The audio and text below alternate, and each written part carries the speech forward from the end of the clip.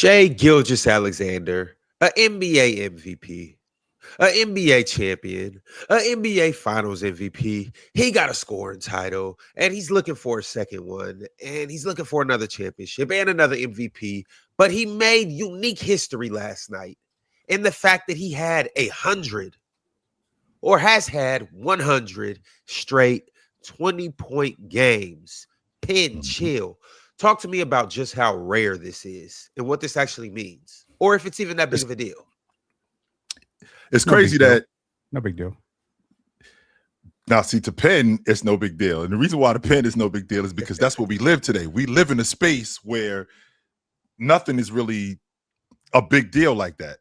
If you notice, Ron, every time something like this comes up, it's Chamberlain. Like, who has the most consecutive games of making field goals? Straight 10 straight field goals. Chamberlain. Who has the most consecutive games of scoring 20? Chamberlain. Who has the most consecutive games of 20 rebounds? Chamberlain. Like, Chamberlain's name is attached to all of this stuff. So when a guy like SGA is able to, even though he's still 26 games behind Chamberlain, by the way, he's still 26 games behind Chamberlain in order to get to that space.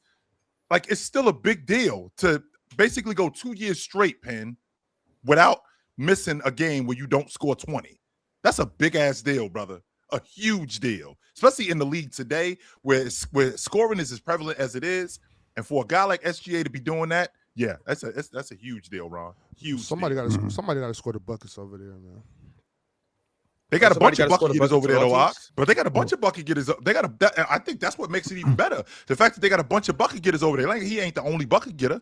They got a bunch of bucket getters over there. I don't know if you know this, Ox, but he the only dude on their team averaging 20 a game. That's it. There ain't nobody else over there averaging 20.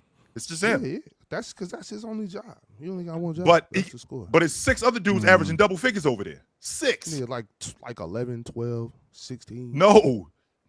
I was kidding.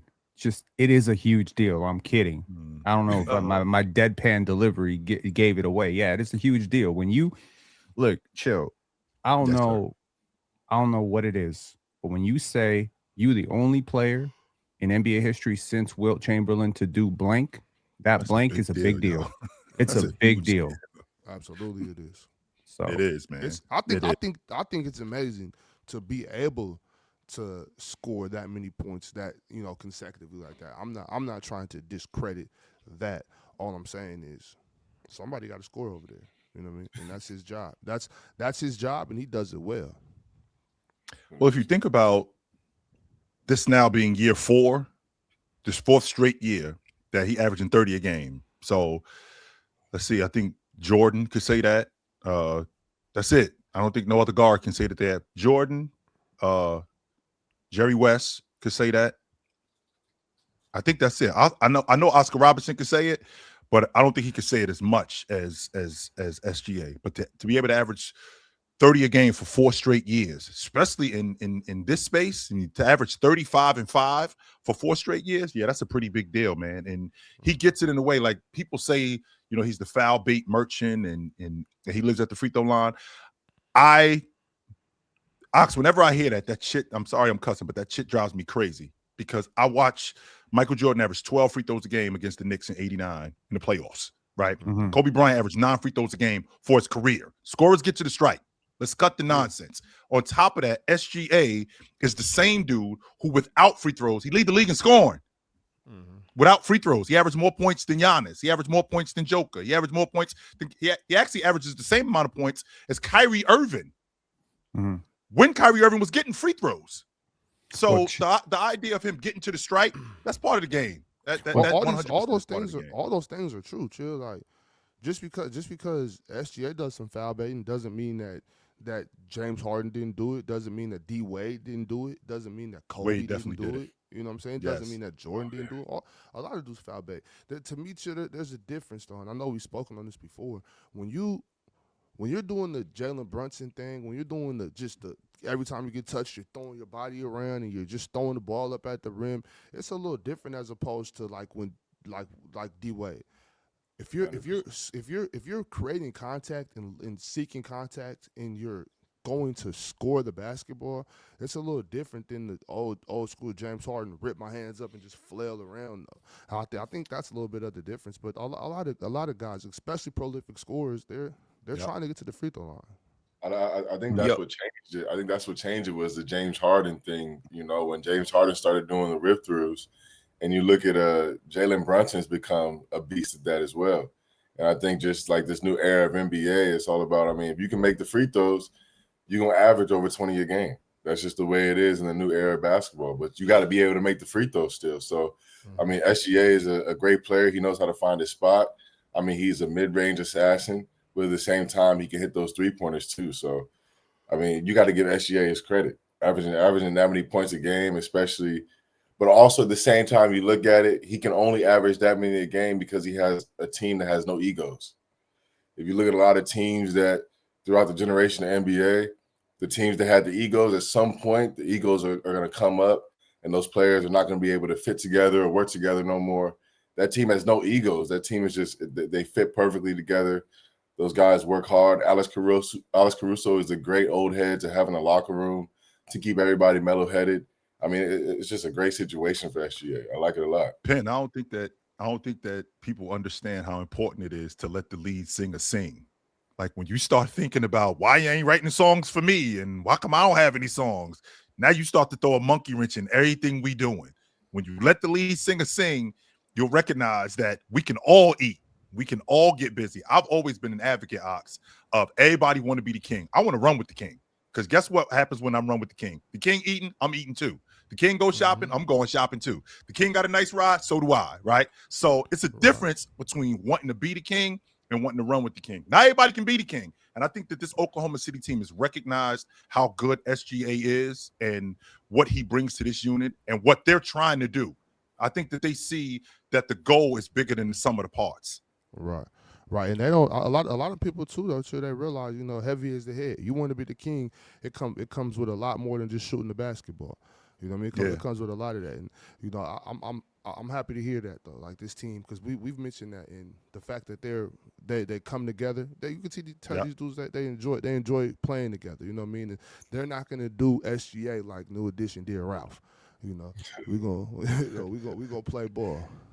Well, chill, like scoring is up across the league, right? We are seeing a lot of guys who are 20 and there's like an inflation. So couple quick things about Kobe Bryant. You mentioned Kobe Bryant got to the line 9 times a game for his career. I think you rounded up a little bit, 7.4. Number one. Number two, did you know that between 2002, 2003, and 2007, 2008, Kobe averaged 29.7 points per game throughout that entire, stretch. Now, he didn't average 30 every game like Shai's doing right now, but it's worth noting his team was barely scoring 100. For most of those years, he was the offense. I ain't gonna fight that. Yeah, he was there. Oh, yeah. So it kind of makes you think, right? Like, what counts more, right?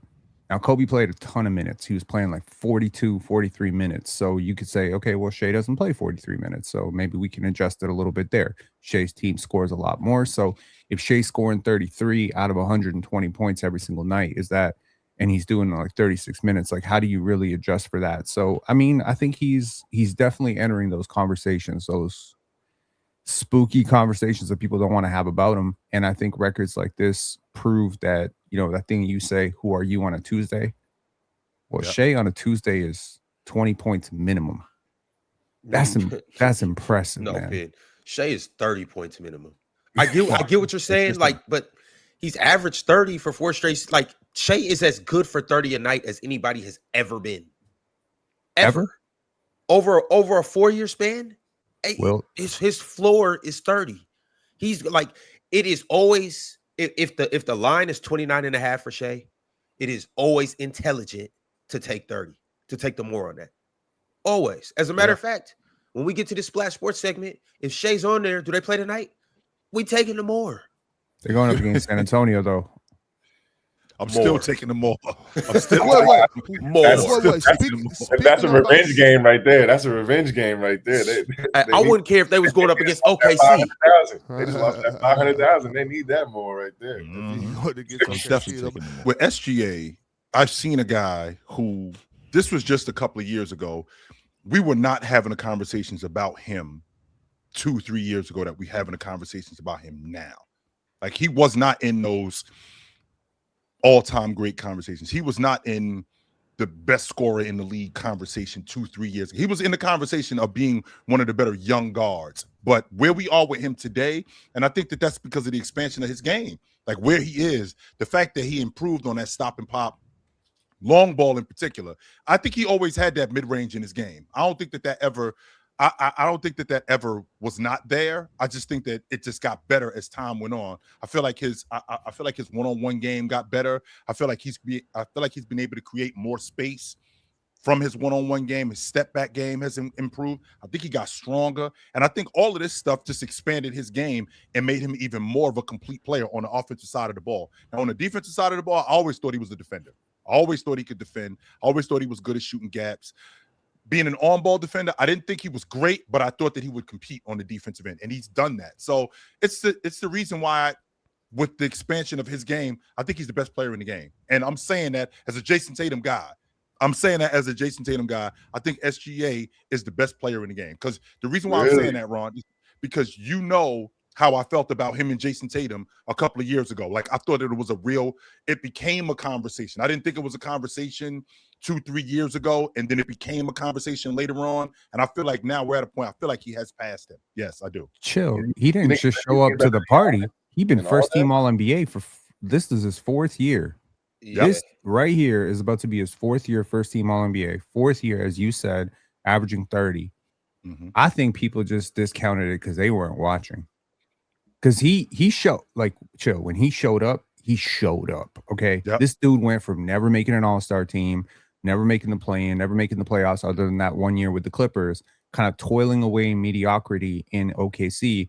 And then in 1 year, he was boom, all-star, boom, 30 points per game, boom, first team All-NBA, boom, top 5 MVP voting. And it's just like, I think it caught some people off guard. And because he was on a 40-win team, they were just like, do it on a good team. You know what I mean?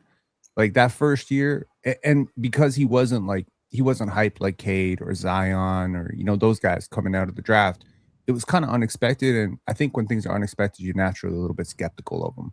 But I feel like that naturally happens though. If you look at most Kentucky guards, other than the ones that are like pushed out there and said, "Oh, this guy's going to be a great player," we didn't think Devin Booker was going to be who he is in the NBA. Nobody thought Devin Booker was going to be that good. You know what I'm saying? He didn't even start at Kentucky, didn't he? He wasn't even starting on the crew. Devin Booker wasn't that great at Kentucky. You know what I'm saying? Those Kentucky guards, same with Tyrese Maxey. Nobody thought Tyrese Maxey was going to be a beast coming out of college. You know what I'm saying? They go into the NBA somehow. Yeah. These Kentucky guards develop great in the NBA for some reason. I don't know what it is that they do with these Kentucky guards, but they develop great in the NBA. Eric Bledsoe, not a great player in Kentucky, but he did his role great in the NBA. You know what I'm saying? For the Clippers. Reed Sheppard. Taking that Lob City team to you know what I'm saying, to the playoffs multiple times. I like SGA a lot. I can't say he's the best player in the NBA. Watching Jokic and watching what Giannis do, it's hard to give him best player in the NBA. You look at Jokic, he's filling up the entire stat sheet without even looking like a stat sheet stuffer. When Russell Westbrook was doing it, we're like, oh, he's looking for that pass. Oh, he's doing this. Jokic is just playing basketball. Yesterday, he didn't have to do much. Last night, he had like 14 rebounds and 13 assists. Like, it was 7 shots. He took 7 shots last night. 7 shots last night. 14 rebounds and 13 assists and 14 points. He had a triple-double. I just want to talk about the emergence of SGA for a quick second. And I want to kind of paint the picture and take a walk down memory lane. And you guys let me know if I'm forgetting any details or facts. I'm not going to go into all the nuance and all the details, but I just want to talk about the last 4 or 5 years. Yep. So Shai goes from averaging 24. This is the 21-22 season. And how many games did they win that year? I think because that's the year that they drafted Chet. So this is the year before that. Oh, the year before. 24. They won 24 games that year. Yeah, 24 games. 24 games. Shai was still getting busy, but he's not on the national radar at all. Either you just have to be a Kentucky fan, or you happen to be a Kentucky fan, you happen to be an OKC fan, or you were a Clippers fan that kind of was early and you knew. Or you're a Canadian fan. Or you're a Canadian. Okay. Yeah. Okay. Or Canadian. You forgot about the North. Don't forget about the North, Ron. You can't forget about the my North. bad. I gotta stop. And I know you're not so good with geography and compass, but you got to remember the North. Yeah, I got you from here on out. And then the next year, Shai basically puts himself on the national scene, but how Penn said, he was still not really getting recognized because it's like you just played on the 24-win team this year or last year. This year, your team only won 40 games, still missed the playoffs, even though you averaged 31. Remember, everybody that season was saying Shai did not deserve to be first team All-NBA. He did not deserve to be up there with Luka, and he did not deserve to be up there over the names. See, so people were saying that. Remember that was the year we were saying Shai and Luka didn't deserve to be first team All NBA. Wait. Remember, it was supposed to be Steph. Who was it supposed to be? Steph and who? Steph, was that Stephen Harden? If it wasn't positionally locked, Jokic would have been first team All NBA that year. But unfortunately, because Joel Embiid won MVP that year, Joel Embiid got first team All NBA that year. If you remember, it was supposed to be De'Aaron Fox. So that was the year it was supposed to be De'Aaron and Luka, or wait, De'Aaron and Steph. The year that SGA was first team All Pro, the year that they missed the playoffs. The first year, Jokic was second team that year. I thought it was done. No, the Donovan Mitchell. So the second team All NBA that year. It was Donovan Mitchell that year. So it was supposed to be Donovan Mitchell and Steph that year. Yeah, the year SGA and Luka made it. I had Donovan Mitchell first team All Pro. So it was quick reminder. First team All NBA that year is Giannis, Tatum, Embiid, Shai, and Luka. Second team was Jokic, Donovan Mitchell, Steph Curry, Jimmy Butler, and Jaylen Brown. And third team was Domas and De'Aaron Fox for the Sacramento Kings, who were resurgent that year, like the Beam and Damian Lillard, Julius Randle, and LeBron James. So that was the year Donovan dropped 70, right? Donovan Mitchell. Yes, he went for 71. Yeah, that's what I thought. Okay, he was balling that. Oh my goodness, he was. And you remember, Ox, the people at the NBA, they wanted to make sure he wasn't too good. So it was like, my man, come on in here. We need you to piss in this cup because we got to make sure that you ain't too good. Right. So we got to make sure everything is legit with you. Ron, you're talking about this, and obviously not to take credit away from SGA, but I think at some point you should have mentioned Chris Paul. You know what I'm saying? Coming over. Not during that time. Yeah, for sure. No, not Chris Paul as a player. I'm talking about Chris Paul coming over there to OKC. That was years prior though, Ox. I mean, that was a couple years prior. I'm more so just talking about this last 4 seasons. He planted the seeds. Yeah. He for sure planted the seeds. I was in the bubble, Ox. No. I was in the bubble. Was that the bubble? Because they lost it. Yeah, they lost to Houston in the playoffs. Yeah, so that was a couple years prior, which I mean, obviously, we can give Chris Paul his credit. Chris Paul did definitely help SGA in terms of just you can see it, just patience, getting to his spots. And you obviously seen the leap that he took after he got with Chris Paul. But I just want to remind you guys, it was a time where we were saying that SGA shouldn't have made first team All NBA, and he averaged 31. Then he comes back the next season after averaging 31. He's first team. Now we're recognizing him. Now we know, okay, SGA is first team, but is he really first team? And you guys remember, it's this next year where he starts stepping into those conversations. All right, SGA is now top 5. Okay, SGA, because now he's doubled down and he's proven himself. He got first team again and averaged 30 again. So now this is where we start putting him in those conversations. Is he better than, or is he up there with Luka? Is he really up there with Steph? Is he up there with these guys? Now this is where Jason Tatum, SGA combos really happen. They start to get is this 24 round or 25? Because 25. So now this is 24. This is the first year where they finished at the top of the West. That was also the thing too. So now I finished top of the West. I've averaged 30 for 2 straight seasons, and on top of that, I'm All NBA 2 straight seasons. Don't forget, I finished second in league MVP votes too. And there's some people who thought I should have won it that year too. There's not, even though Joker won it, there's some people who thought I should have won it that year. There's some people who thought that I should have won the league MVP that year. With that being said, now the conversation, to your point, Ron, is getting louder. But keep going. I just don't know if he should have won it that year. I don't even know if he should have won it the year he won it. It's the panel. Religion get built on cam. Where the check those smoke and the host go ham. You ain't never seen hoop talk hit the raw. Every take got weight, every night we drop. This that barbershop. Courtside, worldwide tone. Welcome to the only show that really feel like numbers jumping like the score.